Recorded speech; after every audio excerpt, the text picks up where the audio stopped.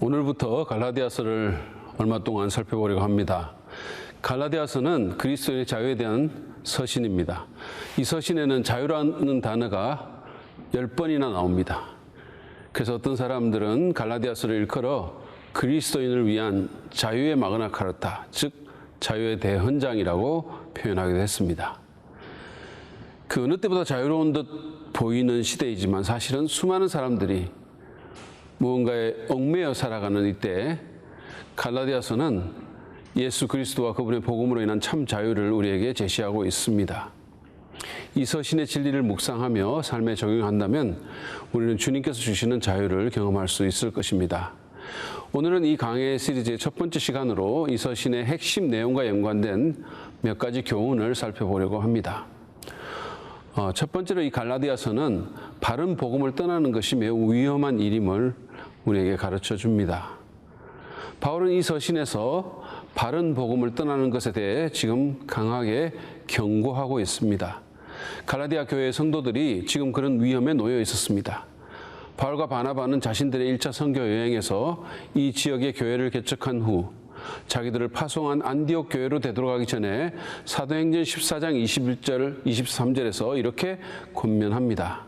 그들은 제자들의 마음을 굳세게 해주고 믿음을 지키라고 권하였다. 그리고 또 이렇게 말하였다.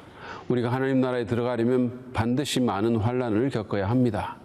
그리고 그들을 위해서 각 교회에서 장로들을 임명한 뒤에 금식을 하면서 기도하고 그들이 믿게 된 주님께 그들을 맡겼다. 이 구절에서 보는 것처럼 바울은 파송교회로 돌아가기 전에 새로 예수 믿은 신생교회 성도들에게 믿음을 지키라고 당부하고 지도자들을 임명하고 금식하고 기도하면서 그들을 주님께 맡겼습니다. 해야 할 조치를 다 취했지만 그럼에도 불구하고 그들을 그냥 놔두고 오는 것이 얼마나 불안했을까요? 마치 어린아이를 물가에 내놓은 것 같았을 것입니다. 그런데 갈라디아서를 읽어보면 불행히도 바울의 이 불안과 염려가 현실이 되었습니다. 예루살렘에서 온 어떤 율법주의자들이 그들에게 바울이 전한 은혜의 복음과 다른 복음을 전한 것입니다. 그들은 구원을 받기 위해서는 믿음만으로는 안 되고 믿음에다가 행위를 더해야 한다고 가르쳤습니다. 특별히 유대인들이 받는 할례를 반드시 받아야 하나님의 백성이 될 수 있다고 주장했습니다. 예수님 믿는 것도 중요하지만 안식일도 지켜야 하고 할례도 받아야 진짜 믿는 것이라고 설득했고 성도들은 거의 넘어가게 된 것입니다. 바울은 그 사실을 알았기 때문에 아주 강하고 직접적으로 경고했습니다. 갈라디아서 1장 6절부터 8절 말씀입니다. 여러분을 그리스도의 은혜 안으로 불러주신 분에게서 여러분이 그렇게도 빨리 떠나 다른 복음으로 넘어가는 데는 나는 놀라지 않을 수 없습니다.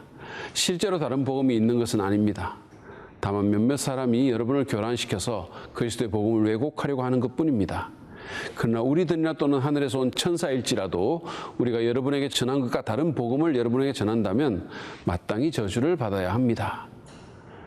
바울이 이렇게 강하게 말한 것은 그만큼 바른 복음을 떠나는 것이 위험하기 때문입니다.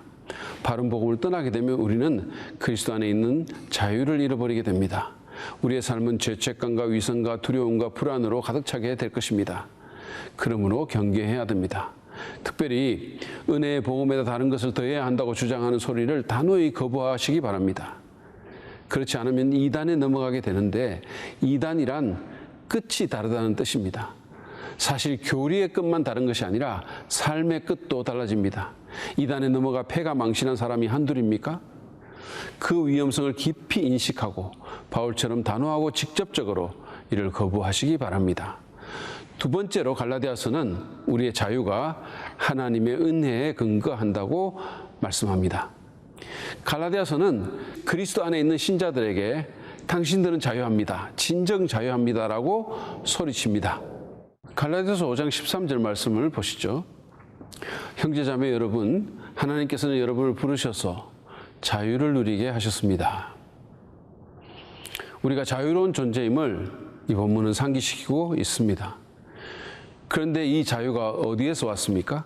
그것은 우리가 우리의 노력으로 만든 것도 얻어낸 것도 아닙니다. 이 자유는 하나님께서 예수 그리스도를 통해 우리에게 그냥 주신 것입니다. 하나님의 선물이요 은혜입니다.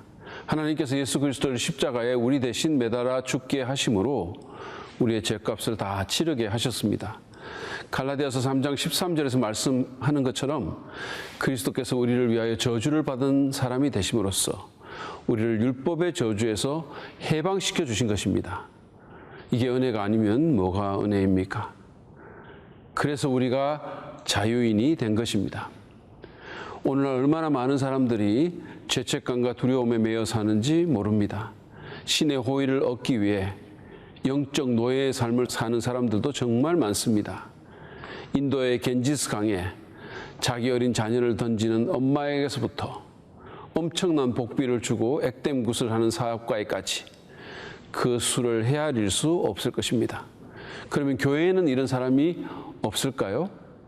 하나님의 은혜를 얻기 위해 부질없고 절망적인 노력을 하는 사람이 교회에도 적지 않다고 생각합니다. 두려움에 사로잡혀 새벽기도 나오고 봉사하고 헌금하는 성도들도 있습니다. 우리의 자유는 하나님의 은혜에 근거합니다. 내 공로와 내 율법의 행위로 우리는 결코 죄에서 해방될 수도 자유를 얻을 수도 없습니다. 뿐만 아니라 세상의 그 어떤 것도 우리를 진정 자유롭게 하지 못합니다. 돈과 명예, 인기, 권력, 성취, 쾌락 이런 것들은 우리를 점점 더 올가매고 우리의 자유를 앗아갈 뿐이죠. 그러나 십자가의 은혜를 깨닫게 될 때 하나님께서 예수 안에서 나를 무조건적으로 사랑하시고 내 행위와 상관없이 나를 받으시며 나를 있는 모습 그대로 좋아한다는 그 믿을 수 없을 정도로 좋은 소식을 믿게 될 때 우리는 자유를 누리게 됩니다. 죄의 형벌과 죄책감의 짐에서뿐만 아니라 사람들에게 인정받고자 하는 욕구를 비롯한 헛된 욕심에서 자유하게 되는 것입니다. 기억합시다. 주님의 은혜가 우리를 자유하게 합니다. 갈라디아서는 그 은혜를 상기시키며 깨닫게 해줄 것입니다. 세 번째로 갈라디아서는 우리를 얽매려는 모든 시도에 맞서야 한다고 교훈합니다. 이미 우리가 본 것처럼 주님의 은혜는 우리를 자유롭게 합니다. 예수님은 자기 몸을 속전으로 들여서 죄의 종된 우리를 해방시켰습니다. 그러나 사단은 우리의 자유를 시기합니다. 그는 우리 믿는 자를 계속해서 얽매어 우리를 무력화하려고 합니다. 그는 갈라디아 성도들에게도 이런 시도를 했습니다. 유대에서 온 율법주의자들은 그런 의미에서 사단의 도구였습니다. 그들은 갈라디아 성도들을 또다시 율법에 얽매려고 했던 것입니다. 바울은 이런 시도를 용납하지 않았습니다. 그는 강하게 맞섰습니다. 그래서 갈라디아서 2장 11절부터 14절에 기록한 것처럼 베드로가 유대주의자들 앞에서 율법주의에 굴복하고 위선을 행했을 때 공개적으로 그를 질책한 것입니다. 바울은 갈라디아 성도들과 우리들에게 권면합니다. 5장 1절 말씀을 보시죠. 그리스도께서 우리를 해방시켜 주셔서 자유를 누리게 하셨습니다. 그러므로 굳세게 서서 다시는 종살이의 멍에를 매지 마십시오. 도망가지 말고 맞서라는 것입니다. 우리를 얽매이는 시도에 굴복하지 말라는 것입니다. 그러면 오늘날 우리에게는 이런 시도가 없을까요? 있습니다. 은혜의 복음에다 무언가를 더해서 그리스도의 충족한 능력을 부인하고 사람에게 올무를 걸며 하나님의 은혜를 헛되게 만드는 사람들이 있습니다. 어떤 교회는 그냥 예수만 믿어서는 안 되고 미사나 또는 예배에 참석해야 구원받는다고 가르칩니다. 방언을 하고 어떤 체험을 해야 진짜 신자라는 주장도 있습니다. 11조를 하거나 십계명을 지켜야 천국 갈 수 있다고 가르치는 목회자들도 있습니다. 하나님의 호의가 마치 인간의 행위에 달려있는 듯 가르침으로써 우리를 얽매려는 이 모든 율법주의와 공로신학을 우리는 단호히 거부해야 합니다.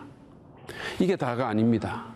어떤 행위나 규범을 지나치게 강조해서 그게 마치 하나님과의 관계에 필수적인 것처럼 말하면서 우리를 윽박지르고 얽매려는 자들도 있습니다. 어떤 교회는 드레스 코드를 지나치게 강조해서 예배 때 엄격한 정장만을 허용하기도 합니다. 그런 교회는 그걸로 사람들의 영성을 판단하며 은혜롭지 못한 압력을 넣어 그렇게 입지 않은 사람은 그 교회에 있기가 매우 불편하게 만들기도 합니다. 하나님이 주신 자유를 누군가의 문화적 기준에 맞춰서 빼앗는 것이죠. 더 심각한 것은 이런 비본질적인 문제에 정신을 쏟느라 정작 우리 모두가 가장 관심을 쏟아야 할 예수 그리스도 안에서의 삶과 성령의 기쁨에 관심을 쏟지 못하게 하는 것입니다. 이런 예 또한 현대 교회에서 얼마나 많은지 모릅니다. 우리는 복음을 변질시키거나 비본질을 본질화함으로써 그리스도 안에 있는 우리의 자유를 빼앗고 우리를 얽매려는 모든 시도에 맞서 싸워야 합니다. 우리를 얽매려는 모든 잘못된 가르침과 현대판 율법주의자들에게 끌려다니지 말고 그리스도 안에 있는 우리의 자유를 담대히 선언해야 합니다. 바울이 그랬듯이 그들의 오류를 오히려 지적하고 그들의 위선을 폭로해야 합니다. 그리고 더 나아가서 주님이 주신 자유로 내 욕망을 만족시키는 것이 아니라 사랑의 섬김을 베풀려고 해야 합니다. 그럴 때 우리는 우리를 믿고 우리에게 자유를 주신 하나님의 입가에 미소를 띠게 만들 것입니다.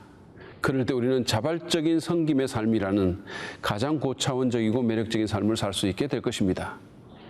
이제 말씀을 마무리하며 우리의 삶을 한번 살펴봅시다. 지금 이 시간 무언가에 얽매인 분이 계십니까? 죄책감이나 두려움이나 불안에 휩싸인 분이 있으십니까? 미움이나 분노를 떨쳐버리지 못하는 분이 있으십니까? 게임이나 술 또는 다른 욕심에서 자유롭지 못한 분이 있으십니까? 어떤 사람의 인정이나 사랑에 목말라 하십니까? 아니면 하나님의 호의를 따내려고 노력하십니까? 하나님은 여러분에게 자유를 주기 원하십니다. 여러분의 노력을 그치고 하나님을 바라보십시오. 예수님의 십자가에서 드러난 여러분에 대한 하나님의 은혜와 사랑을 묵상하십시오. 그리고 기도하십시오. 하나님, 당신의 자유가 필요합니다. 저를 얽매는 모든 것을 풀어주시고 성령 안에서 그 자유를 실제로 누리게 도와주시옵소서. 그와 같은 축복이 우리 모두에게 임하기를 간절히 바랍니다.